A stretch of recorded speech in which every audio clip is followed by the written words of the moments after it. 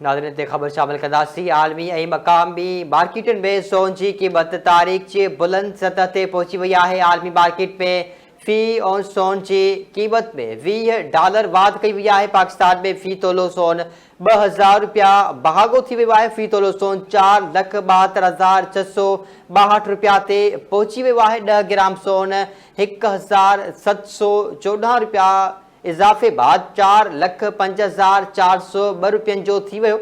अहम ख़बर तव्हां सां शामिल कयूं पिया। आलमी ऐं मक़ामी मार्केटुनि में सोन जी क़ीमत तारीख़ जी बुलंद तरीन सतह ते पहुची वई आहे। आलमी मार्केट में फ़ी औंस सोन जी क़ीमत में $20 वाध कई वई आहे। पाकिस्तान में फ़ी तोलो सोन 2000 रुपया बहागो थी वियो।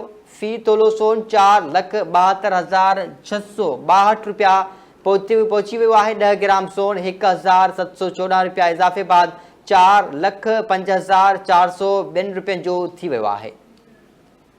ख़बर शामिल कयूं पिया। आलमी ऐं मक़ामी मार्केटुनि में सोन जी क़ीमत तारीख़ जी बुलंद सतह ते पहुची वई आहे। आलमी मार्केट में फ़ी औंस सोन जी क़ीमत में $20 वाध कई वई आहे।